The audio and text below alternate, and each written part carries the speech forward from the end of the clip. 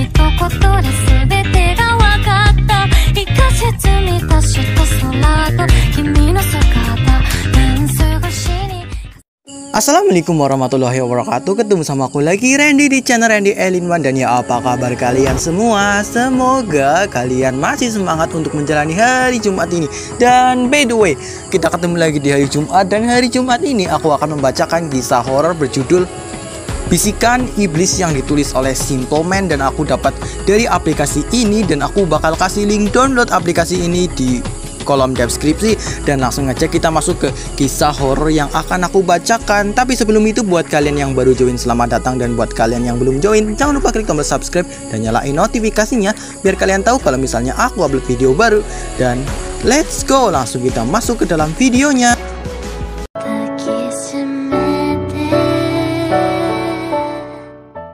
Nah, saatnya aku membacakan part 2-nya, Bisikan Iblis yang ditulis oleh Simple Man. Dan mari kita baca chapter part 2 berjudul Wungkung Ireng. Dan ya, mari kita baca. Kemarin kan stuck di 4 tahun yang lalu, dan kita kembali ke 4 tahun yang lalu. Dia meninggal. Nama itu tidak akan pernah dilupakan di kampung ini. Bukan karena ia seorang yang berprestasi, melainkan karena kematiannya yang dianggap ganjil oleh warga. Bahkan kematiannya sendiri masih dianggap menyisakan misteri hingga saat ini. Lahir di keluarga yang sederhana membuat dia dikenal sebagai gadis ayu kembang desa yang selalu mendapat puja-puji di sana-sini. Namun malam itu, ketika bulan tak menampakkan diri, ketika suara serangga malam sunyi tak berpelik, terlihat dari jauh siluet seseorang di bawah rumah gedong yang disebut warga sebagai rumah terbesar di kampung ini. Yang entah bagaimana keluarga dia yang awalnya bukanlah keluarga kaya raya disulap hanya dalam beberapa bulan menjadi sebuah keluarga terkaya dan termansyur. Meski menyimpan tanda tanya besar, namun semua warga tahu ada yang ganjil dari keluarga ini. Kita lupakan sejenak keluarga ini. Di depan rumah, Pak Mitolah yang pertama melihat siluet bayangan di kamar atas. Tampak sedang melayang, berayun pelan, namun tetap terlihat jelas. Sontak Pak Mito membangunkan seisi rumah, dan dilihatlah siluet itu di dalam kamar. Malam itu adalah malam di mana tubuh dia atau gadis yang kerap dipanggil dengan nama Sa'diah tergantung dengan kepala dijerat tali tambang. Sontak semuanya kaget, tak terkecuali Pak Wanto. Pak Wanto adalah ayah sekaligus orang yang kini menarik perhatian warga kampung. Apa yang sebenarnya disembunyikan oleh Pak Wanto?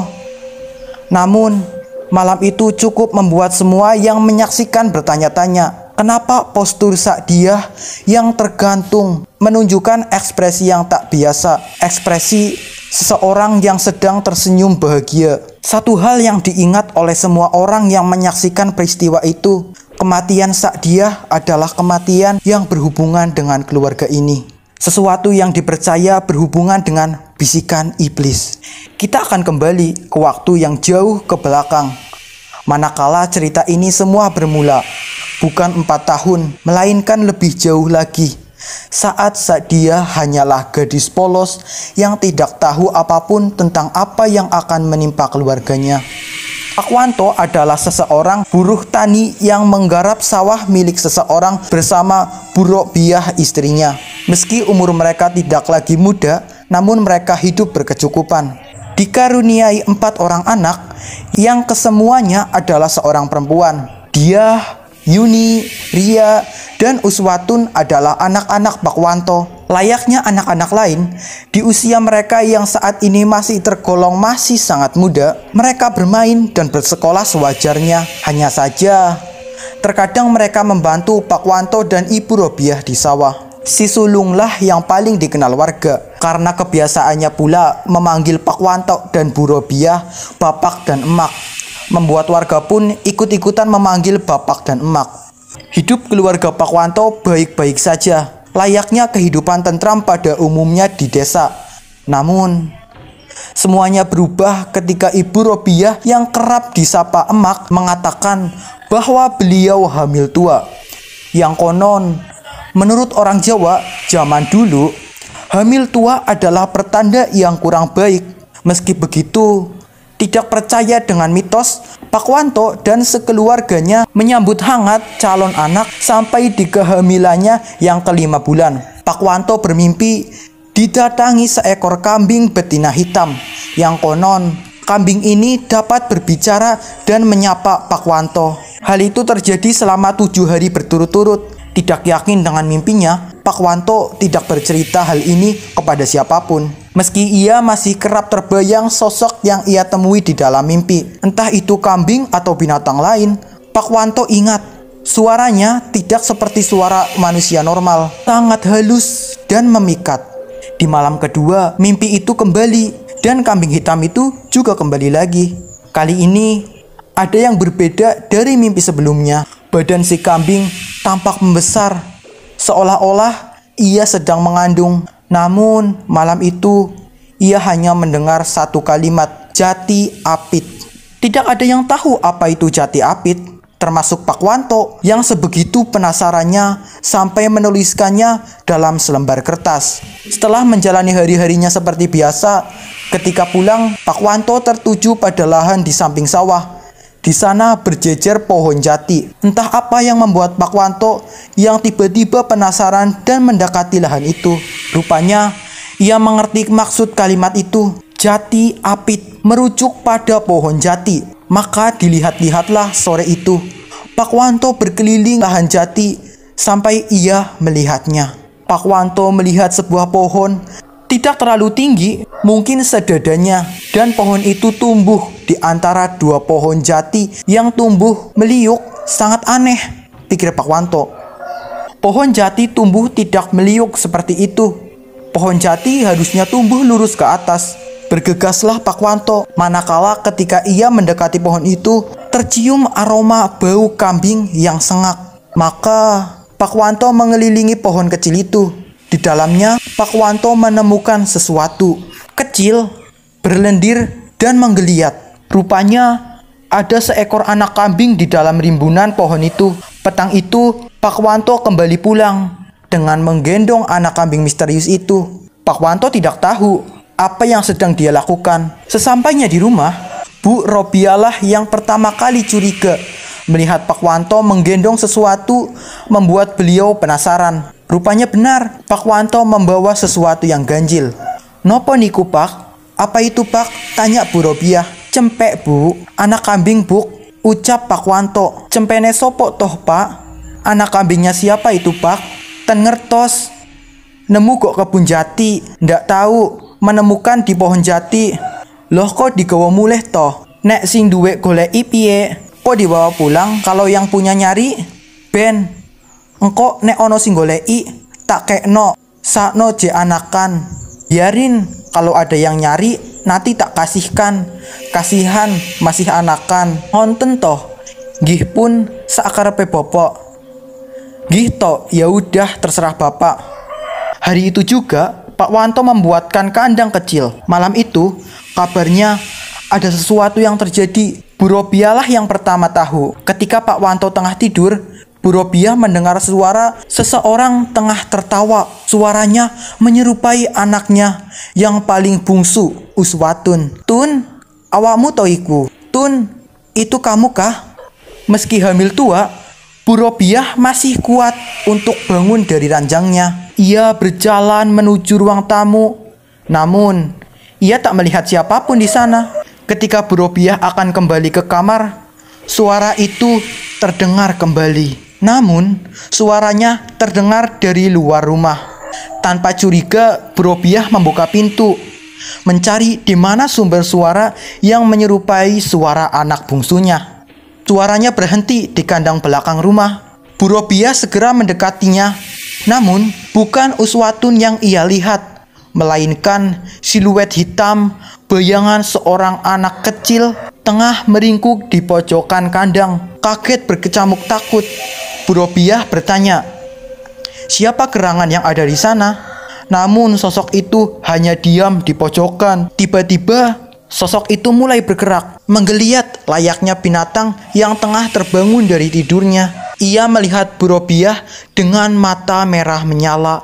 lalu merangkak cepat sekali menuju Bu Robiah yang syok siap berteriak.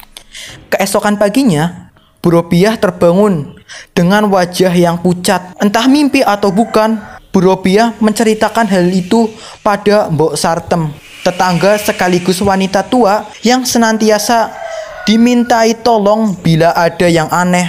Dengan wajah tegang, Mbok Sartem bertanya, "Cempek, anak kambing, gowon aku, gondi cempek nek iku, bawa aku kemana anak kambing itu berada." Bu Robiah pun mengajak Mbok Sartem ke kandang belakang rumah. Anehnya, tidak ada apapun di sana. Cempek yang kemarin lenyap begitu saja. Metang tuwo, terus cempek, firasatku elek. Hamil tua, lalu anak kambing, firasatku kok jelek, kata Mbok Sartem. Beliau menunggu Pak Wanto dari sawah. Tepat ketika Pak Wanto sudah tiba, Mbok Sartem langsung bertanya, "Ceritano yo, opo kok iso awakmu nemu cempek? Ceritakan bagaimana kamu kok bisa menemukan anak kambing." Pak Wanto tidak paham apa yang terjadi, namun ia tahu Mbok Sartem mungkin diberitahu oleh Bu Robiah.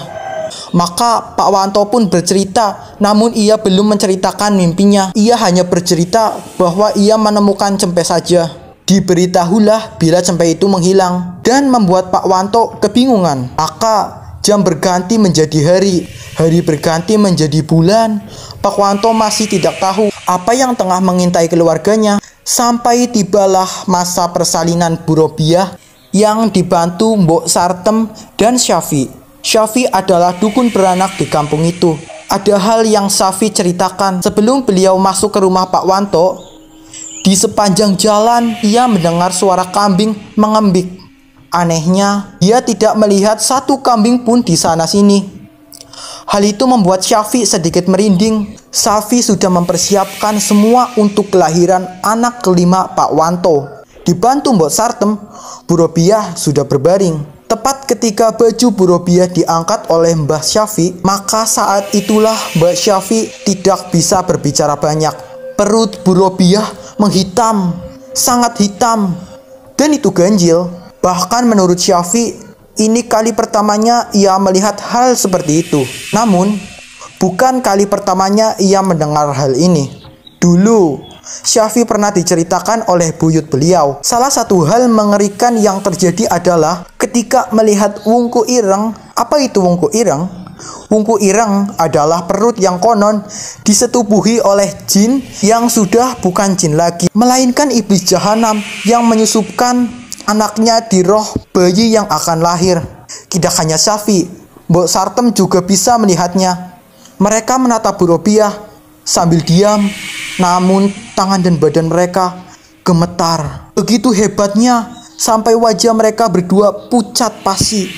Ini bukan pertanda buruk, melainkan petaka dari petaka yang paling ditakuti manusia. Mereka tahu apa yang akan terjadi selanjutnya, namun mereka tidak bisa menebak apa yang sedang dan akan menimpa mereka. Dosa apa yang diperbuat oleh keluarga Pak Wanto. Dan part 2-nya selesai. Dan sampai jumpa di Jumat depan. Aku akan membacakan kisah Bisikan Iblis chapter part yang ketiga. Dan bye-bye, see you next time. Dan buat kalian yang suka videonya, jangan lupa klik like-nya, subscribe, dan nyalain notifikasinya, biar kalian tahu kalau misalnya aku upload video baru. Dan bye-bye, see you next time. Bye-bye. 今君ここに満ちてく予感、僕らはすぐにこの街で